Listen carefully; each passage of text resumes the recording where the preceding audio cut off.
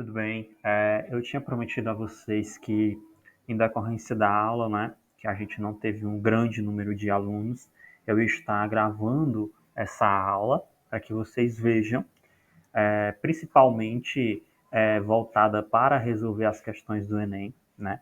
Tanto é que a aula era referente a isso, tanto também que eu ia destacar alguns tópicos importantes para se considerar na prova. No entanto, devido ao tempo, né, e devido à quantidade de alunos que não foram, eu estou aqui gravando a aula, tá? Ela vai servir mais de dicas, porque dar conteúdo em si já não dá mais tempo, sejamos sinceros, né? A gente acumula conteúdos aí que tem que vir desde o início do ano, né? E esses conteúdos eles têm que ser periódicos.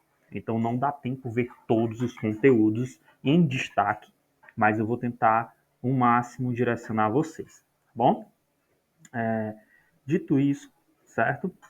A primeira coisa que nós temos aqui, tá, a se considerar é o seguinte: todo ano cai inúmeras questões de inúmeros temas, né? E a CRED, principalmente a nossa CRED aqui no Ceará, né, ela pegou alguns tópicos e conseguiu mensurar o percentual de temas de questões do Enem que mais cai para cada área de ciências da natureza, né? Por exemplo, na área de biologia, nós temos aqui no topo humanidade e ambiente, né? Tudo relacionado à ecologia, a processos e lutas relacionadas ao meio ambiente, né?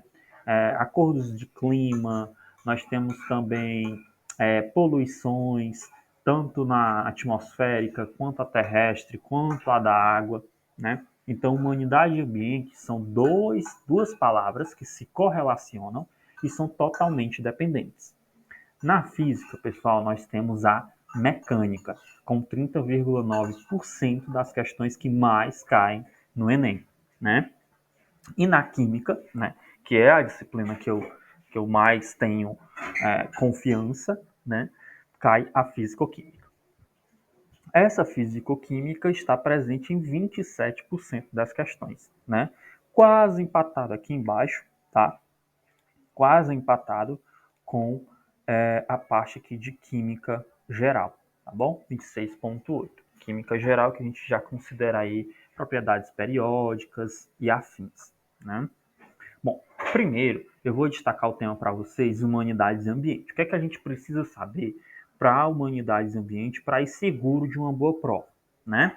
Essa parte de humanidades e ambiente, pessoal, a gente tem que destacar alguns temas que sempre vão estar presentes na prova do Enem, né? Esses temas, o Enem ele já consegue compreender que você, estudante do ensino médio, tem plena sabedoria deles. Por exemplo, poluição ambiental, né? Olha só, duas palavrinhas, poluição e ambiental. Se é poluição, tem uma modificação do ambiente, né? E também a própria palavra já determina que a modificação ela é totalmente prejudicial, tá? Então, pode ser causadas aí por dois fatores, tá? Aqui, no caso, ações humanas e fatores externos. Fatores externos, pessoal, terremoto, furacão, ciclone, tá? Tudo isso são fatores que não são totalmente dependentes de nós, tá bom? Em segundo, tem um conceito chamado de inversão térmica, tá? O que é essa inversão térmica? A inversão térmica nada mais é, tá? Que aqui nós temos aqui as grandes cidades, vou desenhar aqui os prédiozinhos gigantes aqui, prédios, grandes arranha-céus aqui e mais prédios. O normal, pessoal, o normal aqui, tá? É o seguinte: sai todos os dias nas grandes capitais, tá? As grandes capitais, elas emanam mas muito calor, certo? Muito calor. Aqui, nesse calor, pessoal, ele se encontra aqui com o chamado ar quente, tá? Ar quente. Como as palavras aqui não cabem todas, tá?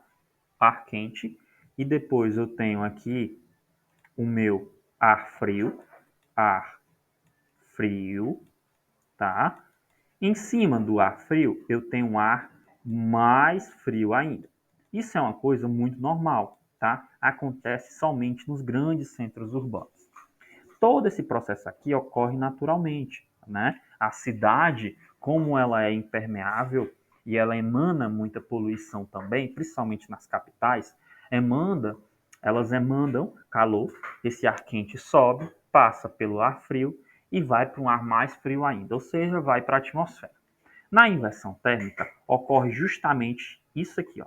O ar frio vai para baixo e o ar quente vai para cima, tá? Quando acontece isso, aqui eu já tenho a minha cidadezinha, não vou desenhar novamente, tá? Quando acontece isso, eu tenho o ar frio aqui, ar frio. Eu tenho um ar quente, se inverteu, né? Eu tenho aqui um ar quente e eu tenho ainda em cima um ar mais frio, tá? Mais frio.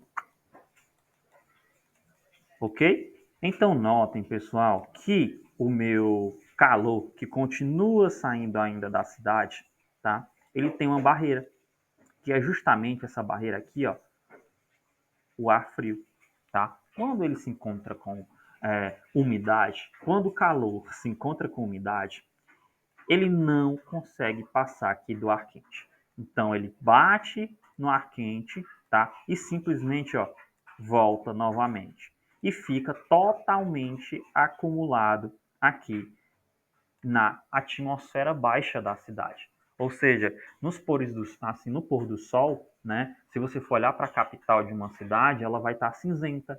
O ar da cidade vai estar muito poluído, justamente por conta dessa inversão térmica, tá bom? É simplesmente uma inversão ar quente, ar frio, né? É um conceito muito popular no Enem, tá? Ele entende que você já saiba disso e coloca uma proposta problema aí para vocês, né? Então, ar quente é cidade, o ar quente e ar mais frio, né? Aí o ar frio ele não consegue passar pelo ar quente e simplesmente volta e fica acumulado aonde?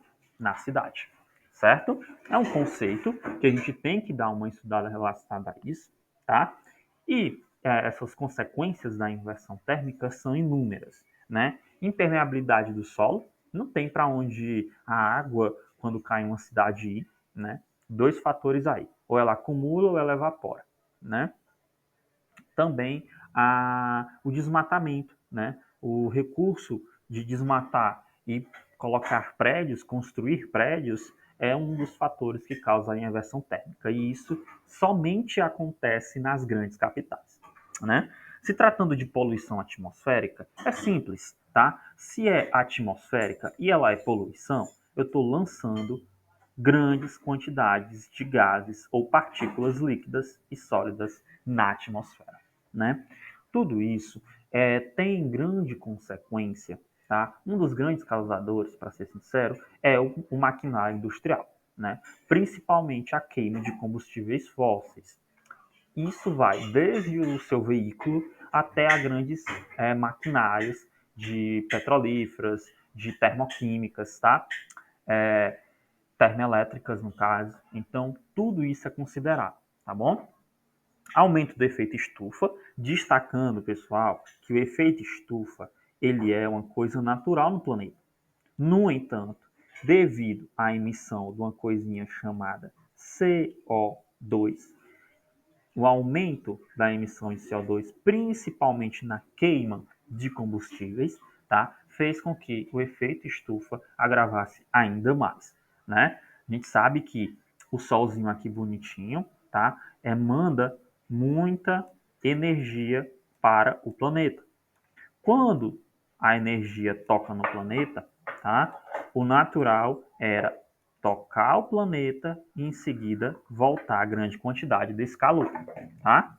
Só que o efeito estufa faz com que o planeta Terra torne-se exclusivamente uma estufa que protege esse planeta e o calor não consegue mais sair. Ele bate aqui e volta novamente. Agora, o que acontece quando eu esquento uma coisa, né?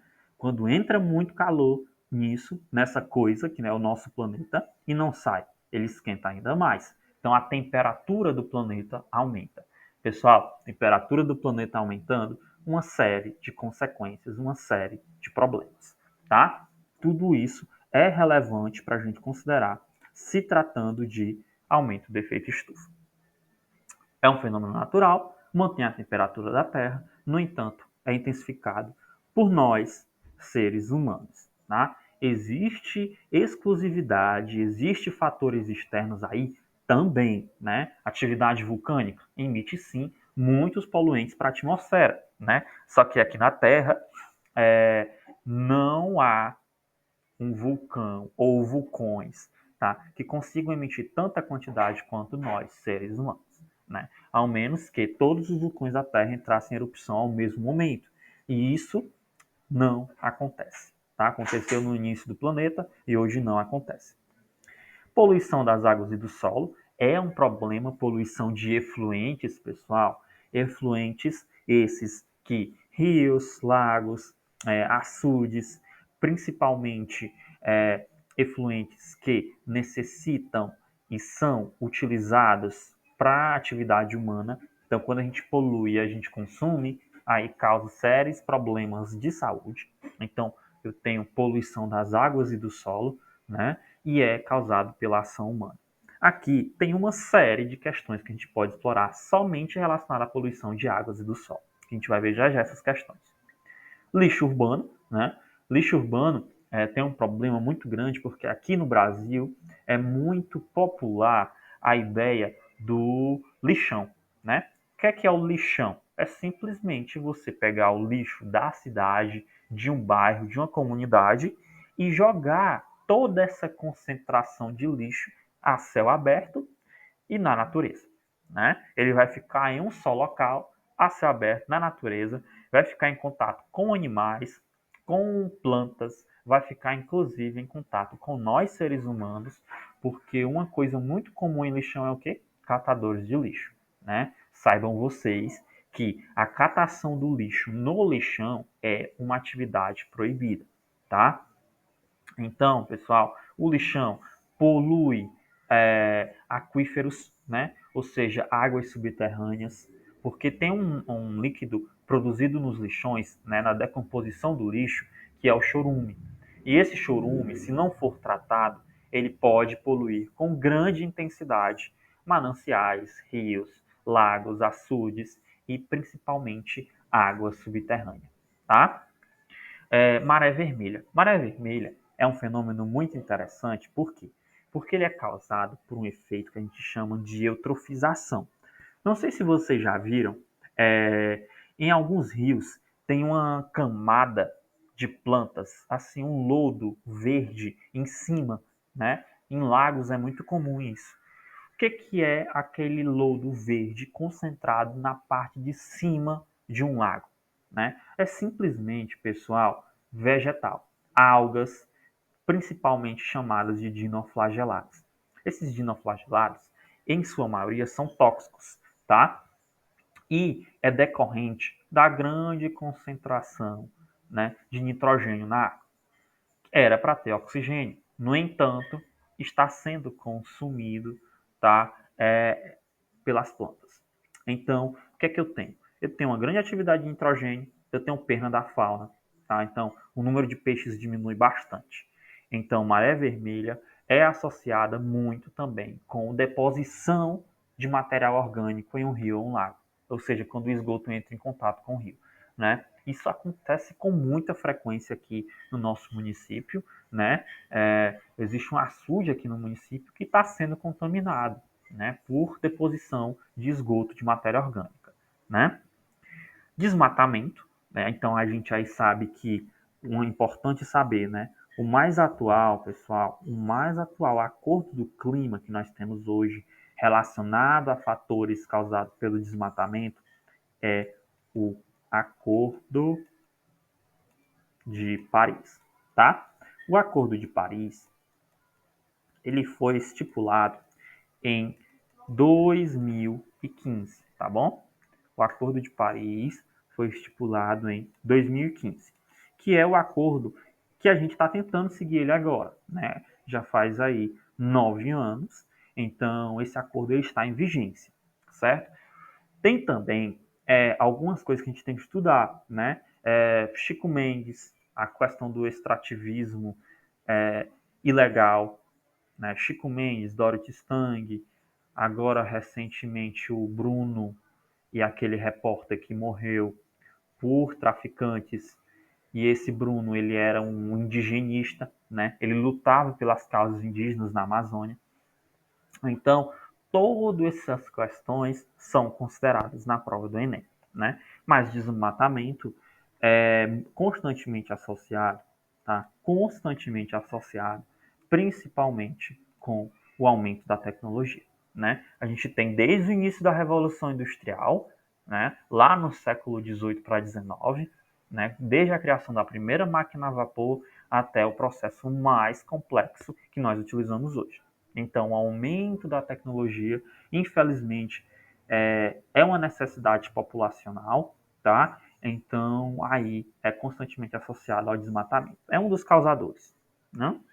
Poluição por mercúrio é muito atual. Por quê? Vejam bem, aqui no Brasil, principalmente nas regiões da Amazônia, o garimpo ilegal é um dos maiores desmatadores de vegetação do Brasil. Então, os incêndios, algumas coisas causadas na Amazônia é decorrente do garimpo ilegal, né? Mortes, inclusive, bastante. O que acontece no garimpo? Para os garimpeiros encontrar o ouro, né? Eles utilizam mercúrio. Mercúrio é um metal que possui propriedades químicas e físicas capazes de se ligar ao ouro, tá? Então eles depositam mercúrio em pequenos locais, né? E onde tem esse ouro. Locais esses, pessoal, que são mananciais, rios, lagoas, tá? Sem contar que o garimpo ele desmata também, certo? Então ele deixa uma área totalmente estéril. O mercúrio ele tem uma capacidade que ele é bioacumulativo. O que é essa palavra bioacumulativo? Bioacumulativo significa o seguinte: eu vou ter mercúrio depositado nas algas. Os peixes comem as algas. Vem um animal e come um peixe. Aí vem nós seres humanos, mata esse animal e se alimenta dele. A maior quantidade de mercúrio em todas essas etapas vai estar em nós, seres humanos. Como ele é bioacumulativo, a maior quantidade desse elemento, que é o mercúrio, vai estar no último ser vivo que vai se alimentar desse animal, desse elemento é, infectado por mercúrio. Tá? Isso é ser bioacumulativo. Agora vejam só algumas questões relacionadas ao mercúrio. Tá? Essa aqui, mercúrio não, né? Humanidades e ambiente em geral. Caiu no Enem 2017. Olhem só. Aqui a gente consegue ver o que? Vamos avaliar essa imagenzinha aqui. A gente tem aqui uma indústria, né? E nós temos aqui também um carro. Notem que tanto a indústria quanto o carro está liberando partículas. Ó, olha só essas partículas bonitinhas. E bem aqui também tem um gás que eu já destaquei. Dióxido de carbono, CO2. Aqui, ó, CO2, CO2. Esse CO2, pessoal, quando ele vai de encontro ao mar, um dos principais afetados são moluscos, destaco aqui, ó, corais, equinodermos, que são as estrelas do mar, e micro-organismos com carapaça. Esses moluscos, eles vão morrer, vão entrar em processo de decomposição. Nós sabemos que os moluscos é constituído a a parte do esqueleto deles, tá? De carbonato de cálcio. CaCO3, né? Cálcio, carbono e oxigênio. CaCO3, né? E aí a questão pergunta: o impacto apresentado nesse ambiente tem sido intensificado pelo quê? Né? Pelo quê? Como é que o CO2 foi lá para o mar, fez com que um dos principais afetados fosse moluscos, corais, estrelas do mar, micro-organismos com carapaça. E aqui vejam, ó, que na decomposição dos moluscos, pessoal, libera íon carbonato, né? CO3, 2 menos. Esses íons carbonatos também, com base em associações químicas, em reações químicas, vai liberar quantidades de o quê? H+. E a gente sabe, na química, que em uma água que tem concentração de H+ muito elevada, quer dizer que essa água ela é ácida, tá? Essa água, pessoal, ela é ácida. Então, quanto mais H+ na água, íons H+, eu tenho uma água considerada ácida. Série de fatores aí, né? Acidez na água, não cresce coral. Se não cresce coral, mais da metade da vida como a gente conhece no mar não existe, né? Então os corais são de suma importância. E aí, isso é causado por quê? Vamos lá. Intervenção direta do homem ao impermeabilizar o solo urbano. A preposição está correta. Realmente, impermeabilizar o solo urbano causa lá um efeito chamado de inversão térmica, causa poluição nas grandes capitais, né? E causa poluição atmosférica. Mas ela não se associa diretamente ao que a imagem representa. Concordam comigo, né? Eu tenho uma indústria, eu tenho um carrozinho lá liberando CO2. Beleza? Irregularidade das chuvas decorrentes do fenômeno climático El Niño. Pessoal, o fenômeno climático El Niño é um fenômeno que ocorre nas águas do Pacífico, realmente, né? E isso ocorre o quê? Um aumento da temperatura dessas águas, que causa uma série de intercorrências nas cidades, né? Nos países, mas não diretamente relacionado a essa imagem, a esse esquema que eu demonstrei para vocês, tá? Queima de combustíveis fósseis, como o carvão, o petróleo e o gás natural. Lá atrás eu destaquei para vocês, pessoal, que a queima dos combustíveis fósseis libera o quê? CO2. Tanto no meio industrial, né, que vai desde o seu veículo, seu carro, a sua moto, até a grandes centros complexos industriais que queimam combustíveis fósseis, tá? Então, a proposição correta é a letra C, tá bom? Vaporização crescente dos oceanos devido ao derretimento das geleiras? Não. Extinção dos organismos marinhos responsáveis pela produção de oxigênio? Os organismos marinhos são extintos por conta dessas causas, né? Mas a preposição mais correta é a alternativa C. Então vejam como saber o caminho do ciclo do carbono, do ciclo da água, do ciclo do oxigênio, nesse caso também interessa. Então é uma preposição ecológica, de ecologia, né? Vejam como o Enem demonstra isso ao resolver uma questão dessa, a propor uma questão dessa. Vamos para um próximo. Vejam só. Aqui caiu no ano em 2013, né? Bem aqui no meio, não sei se vocês conseguem ver, tem uma indústria queimando carvão lá, queimando combustível fóssil. Essa indústria está liberando gases, está emitindo dióxido de enxofre, óxido de azoto, né? E esses gases vão se misturar com isso aqui, ó, vapor de água e nuvens. Ok, até aí tudo bem. E aí, como consequência, eu tenho ácido sulfúrico e ácido nítrico. O que acontece lá nas nuvens quando tem um ácido sulfúrico e ácido nítrico e eles começam a se condensar juntamente com o vapor de água, né? Chuva, pessoal. Só que essa chuva não é aquela chuva que você sai para tomar um bom banho, né? Não, é simplesmente um fenômeno chamado de chuva ácida, né? Ou, em alguns países em que há neve, neve ácida. Quando a chuva ácida toca o solo, ocorrem uns probleminhas, tá? Olha só, lixiviação, né? O solo, a água passa a escoar no solo, derrubando os micro-organismos presentes no solo, né? Toda a bioacumulação é levada embora, né? E toxicidade por alguns metais. Tudo isso vai para a vida aquática. Quando vai para a vida aquática, pessoal, aí é atingida diretamente. Então há uma série de intercorrências. Isso tudo a gente já avaliou olhando essa imagem. Agora vamos para a questão. O que ela pergunta? Olha só. No esquema, o problema atmosférico relacionado ao ciclo da água, né? Ou seja, choveu lá, né? Mas com algumas proposições aí, acentuou-se após as revoluções industriais. Realmente, eu destaquei para vocês que, infelizmente, o aumento da tecnologia fez com que também aumentasse muito as poluições, né? Atmosféricas, terrestres, ambientais. Uma consequência direta desse problema está em quê? Redução da flora. Quando eu falo flora, pessoal, são plantas, tá? Quando eu falo flora, são plantas, tá? Vidas vegetais. Elevação das marés, erosão das encostas, laterização dos solos ou fragmentação das rochas, né?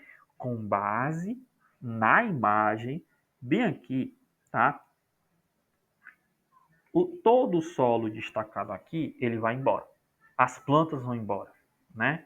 Aqui, pessoal, ocorre uma precipitação seca, queda de partículas, que contamina também todas as plantas aqui. Então, essa imagem ela está conseguindo mostrar para a gente que o aumento da chuva ácida pode reduzir a flora, pode atingir diretamente as plantas. Onde tem planta, tem animais. Se as plantas são atingidas, animais também são atingidos, tá? Então, a resposta correta seria redução da flora, certo? Aqui, vocês não precisam exagerar na abordagem de vocês quanto à imagem, tá? Vejam o que a imagem está mostrando de cara para vocês, né? Analisem os elementos presentes na imagem. Aqui eu tenho plantas e eu tenho uma indústria química lá no meio em um vale, né? Então analisem tudo isso, certo? Dito isso, tá? Dito isso, vamos ver uma próxima questão. Olha só, Enem 2023, ano passado. A utilização de tecnologia nuclear é um tema bastante controverso. Por quê? Porque existem sérios riscos aí, acidentes graves, como o ocorrido em Chernobyl, em Goiânia, né? Todo mundo sabe do Césio-137, e em Fukushima, no Japão. Apesar de muitas desvantagens, como a geração de resíduos tóxicos, a descontaminação ambiental dispendiosa em caso de acidentes e a utilização em armas nucleares. Realmente, a tecnologia nuclear tem esses empecilhos. No entanto, vale destacar que é uma energia limpa, tá? Ela não produz poluição atmosférica, certo? Então, a geração de energia nuclear apresenta vantagens em comparação a outras fontes de energia. Realmente, pessoal, até o momento, a nossa fonte energética do futuro está na geração da energia nuclear, né? Eu tenho ali fusão de um núcleo ou fissão desse núcleo, né? Para quem viu radioatividade comigo, tá? Esses dois fatores. Então, aí gera energia. Essa energia nuclear tem como principal característica o quê? Formar resíduos facilmente recicláveis? Não. Tá? Esses resíduos são lacrados em barris de chumbo e enterrados. Né? Eles não são facilmente recicláveis. De cara eu já elimino essa aqui. Promover o aumento do desmatamento? Também não, pessoal. A geração de energia nuclear realmente ela exige um reator nuclear, mas ela não faz com que o ambiente em volta seja completamente moldado, tá? Então, também não. Aqui também eu elimino. Contribuir para a produção da chuva ácida. Olha só, na geração de energia, eu não tenho uma liberação de gases para a atmosfera. Não tem. Não, esquece isso, tá? Constantemente, vocês veem aí nas imagens na internet reatores nucleares normais em pleno funcionamento e não emite nenhum gás. Realmente não emite, tá? Então não contribui para a chuva ácida, né? Emitir gases tóxicos que são lançados no ambiente? Não, né? Está relacionado aqui mais ou menos a C. Então, não. Sobrou só um.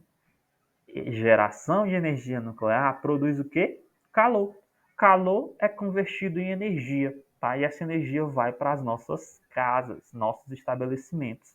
E é sem o consumo de combustíveis fósseis. Eu não estou queimando carvão, não estou queimando petróleo, tá? Não estou queimando gás natural. Eu estou simplesmente aproveitando o efeito da energia quando eu separo, tá? Relacionado à mecânica e física no Enem. Olha só, é um dos temas mais complexos, né? Mais complexos, mudando a palavrinha, mais completos. Porque a mecânica no Enem, ela se divide em cinemática, tá? Se divide em cinemática, dinâmica e estática. Os conteúdos que a gente vê desde o primeiro ano, tá? Então, por exemplo, na cinemática eu tenho funções horárias da posição, gráficos de velocidade e tempo, ultrapassagens e acelerações de velocidades médias, né? Dinâmica eu tenho leis de Newton, gravitação universal, energia mecânica. Em estática, eu tenho equilíbrio de corpos e hidrostática. Então vejam que é uma gama de conteúdos que ela vem desde o primeiro ano, né? Desde as preposições lá das leis de Newton, até hidrostáticas e equilíbrio dos corpos, que chega já no segundo para o terceiro ano, né? Então, pessoal, saber física no Enem é essencial, porque ali eu tenho proposições, situações, problemas, que fazem com que vocês tenham que saber uma interpretação gráfica, uma função horária da posição, um gráfico de velocidade e tempo, gravitação universal, tá? Vejam só algumas das questões que eu separei aqui para vocês, desconsiderando os fatores cálculos, apenas analisando e observando como aprendendo os conceitos de mecânica teóricos, tá? Vejam só. Essa caiu no em 2022. Ó, em um autódromo, os carros podem derrapar em uma curva e bater na parede de proteção. Isso é muito comum, né? Em Fórmula 1, Stock Car também. Para diminuir o impacto de uma batida, pode-se colocar na parede o quê? Uma barreira de pneus, né? Essa barreira de pneus, pessoal, ela tem um propósito, ou seja, faz com que a colisão seja mais demorada e o carro retorne com velocidade reduzida. O que acontece? Está aqui o carro bonitinho, ele vai bater na barreira. Quando ele bate, os pneus amortecem, então ela é um pouquinho mais demorada e ele volta somente um pouquinho, né? Não é aquela batida que o carro bate e volta de uma vez, né? Ele bate, amortece e volta um pouquinho, né? Essa é a função dos pneus para proteger os pilotos. Outra opção, além dos pneus, tá? É o quê? É colocar uma barreira de blocos de um material que se deforma, né? A gente não precisa saber qual material, ele se deforma, beleza? Esse material, olha só, ele tornando-a tão demorada quanto a colisão com os pneus. Ou seja, o carro bate e ele vai amortecendo aos pouquinhos, de maneira bem devagar, bem suave. E outra coisa interessante, pessoal, o carro bate e ele não volta. Ele fica lá, tá? Diferente dos pneus que bate, dá aquela amortecida e volta. Essa barreira de blocos, tá? Bate, amortece e o carro para, certo? É isso que a questão me diz, o texto me diz isso. Comparando as duas situações, como ficam a força média exercida sobre o carro e a energia mecânica dissipada, né? Energia mecânica dissipada é o seguinte, é a capacidade desse material aqui, os meus pneus ou os materiais, os blocos, de conseguir acumular a força do veículo e dissipar ele. Então o carro bateu e o material conseguiu amortecer muito bem. Simplesmente amortecer. De cara eu já pergunto a vocês, o que amortece melhor? Os pneus ou os blocos do material? Obviamente os blocos do material, porque no próprio texto diz que quando o carro bate, ele não volta. Simplesmente o material acumula toda a energia cinética para si, né? Já sei disso. Então, a energia dissipada é maior na colisão com as barreiras, esses blocos. Qual questão mostra isso? Vamos lá. A letra A, que a energia dissipada é maior na colisão com a barreira de blocos. Aqui na B diz que é maior nos pneus. Na C diz que a energia é a mesma nas situações. Não é, tá? O próprio texto fala isso. Na D diz que a energia dissipada é maior na colisão com a barreira de pneus. Não é, o próprio texto já destaca. Somente na E. a energia dissipada é maior na colisão com a barreira de blocos. Realmente é. Então, nós estamos aqui, pessoal, entre A e E.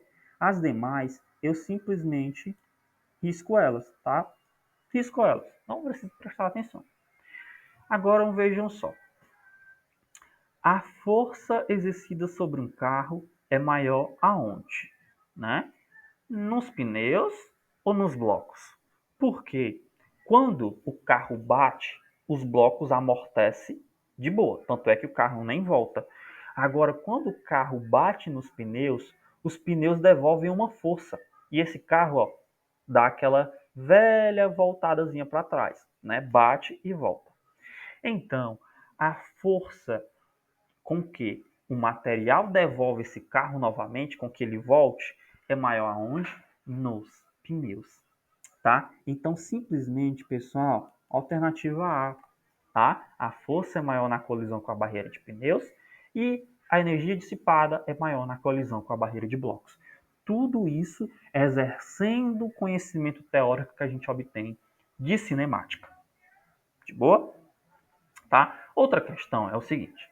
Visando a melhoria estética de um veículo, caiu no Enem 2018, tá? O vendedor de uma loja sugere ao consumidor que ele troque as rodas de seu automóvel de aro 15 para aro 17. Olha aí. Ele comprou um carro bonitinho, não sei desenhar um carro, né? Tá aqui o carro bonitinho. Tá aqui. Tá aqui as rodinhas bonitinhas, né? Comprou esse carro. Esse carro tem aqui as rodas que são chamadas de aro 15, tá? Rodas aro 15. Só que nesse mesmo carro que eu vou desenhar aqui, ó, esse mesmo carro, ele resolve meter o louco, né? E desenha e coloca rodas maiores, aqui, ó, rodas maiores no veículo dele, né? Que são as chamadas aro 17. Vocês acham que os fabricantes de automóveis, quando coloca um aro, né, uma roda de um pneu, vocês acham que é para trocar o tamanho daquele aro? Óbvio que não, né? Se o pneu é para aquele carro, é porque ele foi devidamente planejado para aquele veículo. Se eu vou colocar um aro 17, eu tenho alguns efeitos aí nesse veículo que a gente vai ter que saber, né? Realmente corresponde a um diâmetro maior do conjunto roda e pneu. O pneu é bem menor aqui e bem maior aqui, ó. Bem maior, tá? Então, letra A, elevar a posição do centro de massa. Bem aqui no meio do carro, pessoal, tem um centro de massa, que é o centro de equilíbrio do veículo, tá? Se eu aumento os pneus desse veículo, eu também aumento o centro de equilíbrio desse veículo, porque eu aumentei os pneus. Realmente está correto. Realmente, tá? Só que o veículo, ele tem uma disposição mecânica, tá? De equilíbrio desse veículo. Então, quando eu mudo o pneu desse veículo, o equilíbrio do carro também fica comprometido. Então, o equilíbrio do carro fica legal ou fica ruim? Fica ruim, porque eu aumentei o pneu, o equilíbrio aumentou. Só que o carro ele não é planejado para suportar um equilíbrio tão elevado, né? Um determinado carro consegue fazer uma curva mais fechada. Aí eu troco o pneu, ele não consegue mais fazer a curva fechada, porque o equilíbrio é comprometido, né? Então, pessoal, eleva o centro de massa, realmente a letra A diz isso, e torna ele o quê? Mais instável. Tudo isso está correto, tudo isso que a gente falou.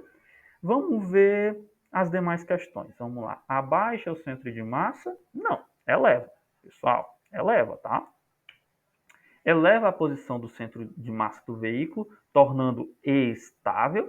Não, não, tá? Afeta o equilíbrio do veículo devidamente programado para aquele veículo, né? Então a letra C também não é.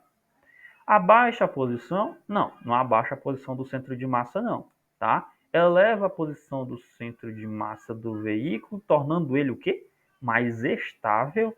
Não, pessoal. Elevar o centro de massa do veículo torna esse veículo mais instável, tá bom? Olha só, de cara, sem nem saber a velocidade do automóvel, né, sem nem saber, eu cancelei a maioria das questões. Me sobrou somente uma alternativa, tá? A alternativa aqui, ó, letra A, tá? Agora vocês estão perguntando, por que que aumenta a velocidade? Vejam só, se eu tenho um pneu maior, numa reta, tá? Esse pneu maior, ele tem um diâmetro também maior. Então a capacidade de rotação desse pneu é mais ampla, tá? É bem maior. Então realmente aumenta a velocidade do automóvel, né? Agora pensa na curva. Pensa melhor. Beleza? Essa aqui caiu no Enem 2018, PPE, tá bom? Ao soltar um martelo e uma pena na Lua, em 73, o astronauta David Scott confirmou que ambos atingiram juntos a superfície. Na Lua, tá? Sem ação da gravidade, como a gente conhece aqui na Terra. Ele soltou um martelo e uma pena. E quando ele soltou, os dois caíram junto. Simples. Isso, cara, foi proposto muito tempo atrás por Galileu, né? Galileu Galilei, lá no século XVI, ele propôs isso. Quando, se a gente minimiza a resistência do ar, ou seja, se a gente chega com a resistência do ar igual a zero, os corpos chegariam juntos à superfície, né? Na demonstração, o astronauta deixou cair o quê? Em um mesmo instante, de uma mesma altura, um martelo de 1,3 kg e uma pena de 30 gramas. Durante a queda no vácuo, esses objetos apresentam iguais o quê? Trabalho, ou seja, energia. Acelerações, a aceleração do martelo é igual à aceleração da pena. Impulso, energia potencial ou inércia? O que é que vocês acham que tem a ver com quando eu solto um martelo e uma pena ao mesmo tempo? Aceleração, pessoal. Aceleração significa que determinado corpo, em uma determinada distância, percorreu por um determinado tempo, né? Tipo, a aceleração fosse 10 metros por segundo, esse corpo caiu 10 metros em 1 segundo. Então, a aceleração desses corpos tem total sentido, tá? Então, a resposta seria acelerações. Agora, por último, a parte da fisicoquímica, tá? O que a fisicoquímica ela traz para a gente, né? Que é a minha química tão amada. Infelizmente, a fisicoquímica ela não é satisfeita conosco. Ela traz 4 tópicos aí muito, mas de muita carga teórica, né? Então eu tenho termoquímica, cinética química, equilíbrio químico e eletroquímica, né? Vamos ver aqui alguns elementos que constituem isso aqui, tá? A parte da termoquímica, pessoal, tem a ver com energia das reações químicas. Ou essa energia de reação química ela é liberada ou ela é absorvida. Se eu tenho energia que é liberada, eu tenho uma reação chamada de exotérmica. Se eu tenho uma energia que é absorvida, eu tenho uma reação chamada de endotérmica, né? Agora, muita atenção para o valor de entalpia, de ΔH dessas reações. Olha só, exotérmica é um ΔH menor que zero e a endotérmica é um ΔH maior que zero. Sempre, tá? Em uma reação endotérmica que absorve energia, o ΔH é maior que zero. É positivo, tá? ΔH aqui, ó, é positivo. ΔH aqui é negativo, libera calor. Outra coisa associada é a transferência de calor, que é aquele conceito de que quando um corpo está mais quente, entra em contato com um corpo menos quente, a tendência é que o calor passe do mais quente para o menos quente, até que haja um equilíbrio térmico, né? Na cinética química, pessoal, a gente tem que considerar a equação fundamental dela, que é a velocidade média, a concentração da substância, tá?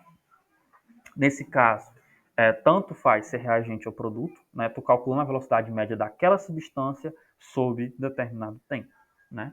É claro que há aí alguns efeitos que altera a velocidade das reações, como temperatura, pressão, a utilização de catalisadores, tá?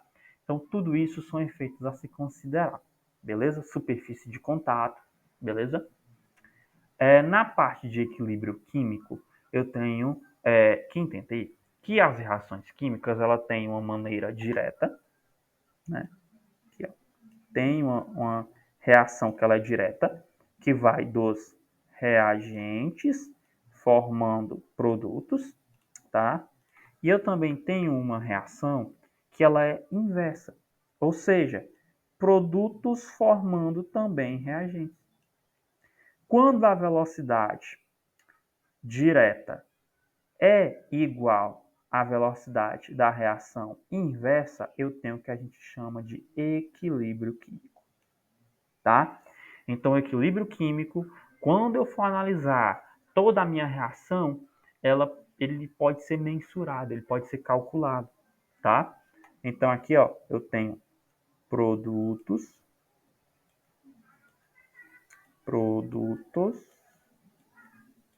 sob reagentes, tá bom? Produtos sobre reagentes, beleza? E eletroquímica é o que nós vimos, né? O CRAL, que é cátodo reduz ânodo oxida, a gente tem que saber disso. Oxidação e redução, seus conceitos.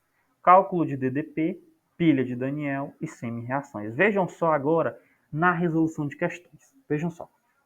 Aqui caiu em 2018. Em 1938, tá? Em 1938, o arqueólogo alemão Wilhelm König, diretor do Museu Nacional do Iraque, encontrou um objeto estranho na coleção da instituição, que poderia ter sido usado como uma pilha, similar às utilizadas em nossos dias. A suposta pilha, datada de cerca de 200 anos antes de Cristo, é constituída de um pequeno vaso de barro, argila, no qual foram instalados um quê? Um tubo de cobre, uma barra de ferro, né? E uma tampa de betume, que é asfalto. Esses três componentes. Considere os potenciais padrões de redução. Aí me deu os potenciais padrões de redução, ou seja, os elementos químicos reduzindo-se, ou seja, ganhando elétrons, tá? Potencial padrão de redução, risquei aqui em cima, deixa eu apagar. O potencial padrão de redução do ferro é menos 0,44. O potencial padrão de redução aqui do hidrogênio é zero. Né? Segundo a tabela, a gente consegue ver realmente que é zero. O potencial padrão de redução do cobre é menos 0,34. Aí nessa suposta pilha, qual dos componentes atuaria como um cátodo? Pessoal, vejam só, existe uma regrinha que eu consigo julgar o que é cátodo e o que é ânodo, tá? Lembrando que cátodo reduz, realmente ele reduz, tá? E o ânodo oxida. Se o cátodo reduz, esse cátodo ele tem que ganhar, né, bastante o quê? Elétrons, cargas negativas. Então, concordam comigo que se o cátodo reduz, ele tem que ganhar carga para ele, tem que ser um cátodo que tenha um maior valor de potencial de redução, tá? Qual desses aqui, entre o ferro, o hidrogênio e o cobre, possui maior potencial de redução? Ou seja, qual é o maior número? E aí, qual é o maior número desses três aqui? O maior número é a semi-reação do cobre, que é menos 0,34, tá? Por isso que a resposta é simplesmente o meu tubo de cobre. Simplesmente analisando as semi-reações. O estudante sabendo que quando eu analiso duas semi-reações de redução, tá? A semi-reação com maior valor vai ser o meu cátodo, certo? Até aqui na questão tem um conceito, né? Quando possui potenciais de redução, o que sofre redução, que é o cátodo, é sempre o maior valor. Beleza? Olha só essa questão que caiu no Enem 2018, tá? Essa questão é também de análise, vejam só. Células solares à base de TiO2, né? Sensibilizadas por corantes, que eu não sei que determina aqui que são S, né? óxido de titânio, né? São promissoras e poderão vir a substituir as células de silício. Nessas células, o corante absorvido sobre o óxido de titânio, TiO2, é responsável por absorver a energia luminosa e o corante excitado é capaz de transferir elétrons para ele. Um esquema dessa célula e os processos envolvidos estão ilustrados na figura. A conversão de energia solar em elétrica ocorre por meio da sequência das reações apresentadas. Olha só aqui o solzinho emite energia para essa célula. Dessa célula aqui, ó, olha só o caminho dos elétrons, ó. Caminho dos elétrons bonitinho, vai para essa célula, né? Aqui tem um mediador de carga e aí produz energia, né? Simples, ok, né? Bem aqui, para esse fluxo de elétrons acontecer, tem uma setinha aqui para cima, né? Porque tem a adsorção desse corante, né? O corante é adsorvido na reação química. Lá em cima, olha só o que o corante faz, ó. O corante, pessoal, continua liberando elétrons para esse eletrodo. E aí o fluxo vai continuar de boa, tá? Porque se ele for interrompido, o corante vai lá e joga elétrons para o meu eletrodo, tá bom? Tudo isso observando isso aqui. Aqui tem algumas etapas de semi-reação. Agora observe uma coisa. Na reação 1 eu tenho o meu corante aqui atuando. Na reação 2 também.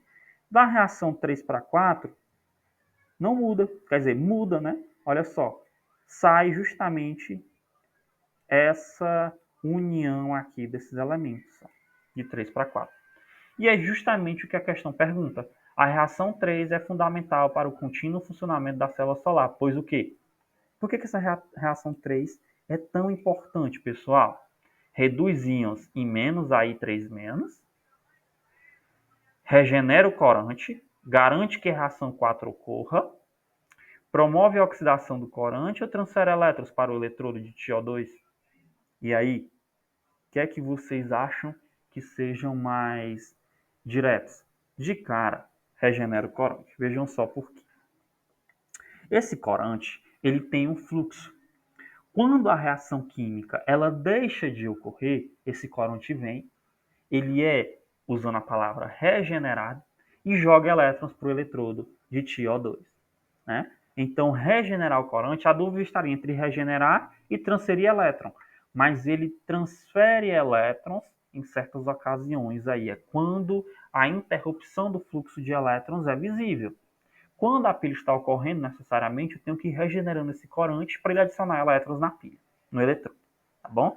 Então, a opção mais viável, a mais correta, seria a letra B. Tá bom?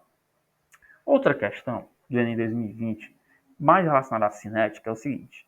A nanotecnologia pode ser caracterizada quando os compostos estão na ordem de milionésimos de milímetros. Ou seja, eu tenho compostos aqui, ó, pequenininhos aqui, para ocorrer a reação, né? Como na utilização de nanomateriais catalíticos nos processos industriais. Nanomateriais catalíticos, pessoal, é simplesmente o quê? Nanomateriais catalíticos são pequenos materiais que fazem com que acelere as reações químicas, tá bom? O uso desses materiais aumenta a eficiência da produção.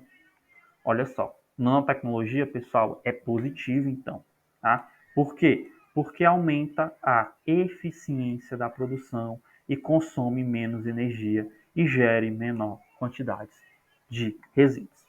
O sucesso dessa aplicação tecnológica muitas vezes está relacionado ao aumento da velocidade da reação química envolvida.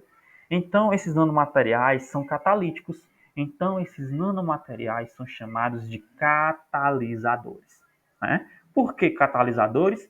Porque aumenta a velocidade da reação química envolvida, né?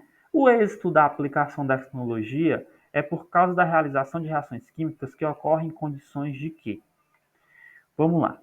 Essas reações químicas que está aqui, né? Reações químicas. Quando entra um nanomaterial, né? A reação química está acontecendo, pessoal. Reações químicas estão acontecendo numa velocidadezinha relax. Aí vem esses nanomateriais aqui, ó, e faz com que as reações químicas aumentem. Olha só, a reação química ela vai ficar mais rápida. A velocidade dessas reações químicas vai ficar mais rápida. Isso eu estou tirando só do texto, né? E aí a questão pergunta por quê? Simplesmente por que esses nanomateriais, que são pequenininhos, aumentam as reações químicas? Porque tem alta pressão? Não, a pressão é a pressão normal do corpo humano, tá? De nanomateriais. Então, não. Alta temperatura? Excesso de reagente, pessoal, se é um nanomaterial catalítico, ele não influencia quantitativamente na reação química. Ele aumenta a velocidade da reação, mas ele não mexe com reagente nem produto. Simples, tá? Então não tem excesso de reagentes. Maior superfície de contato é elevada energia de ativação. Energia de ativação é a energia mínima necessária para que uma reação ocorra. A reação já está ocorrendo, tá? Ele não altera a energia de ativação. Então me resta maior superfície de contato. Isso justifica, vamos lá, quando você toma um remédio, causa mais efeito você tomar o comprimido, a cápsulazinha, ou você triturar o comprimido e tomar? Triturar o comprimido e tomar. Sabiam disso? Por quê? Porque a superfície de contato é bem maior. O remédio, ele tem uma reação mais rápida quando ele é triturado do que tomando somente a cápsula, tá? Então, a resposta correta seria maior superfície de contato. Pessoal, é isso, tá? É demorado realmente, né? Essa era a minha aula completinha para vocês. Pedir a vocês que deem uma olhadinha nessas questões com muito carinho, porque são questões tiradas do Enem e elas são trabalhadas todo ano. Só que aqui muda realmente a conformidade. Deixa de perguntar a superfície de contato e pergunta agora a energia de ativação. Mas a alma do conteúdo é a mesma, cinética química, tá bom? Então tudo isso é relevante. Saibam que tenham muita paciência, tenham muita leitura, leiam e releiam a prova, tá? Realmente um tempo bem demorado e faz com que cause muita confusão na cabeça de nós, estudantes, né? Então, ok, é isso. Muito obrigado pela atenção de vocês.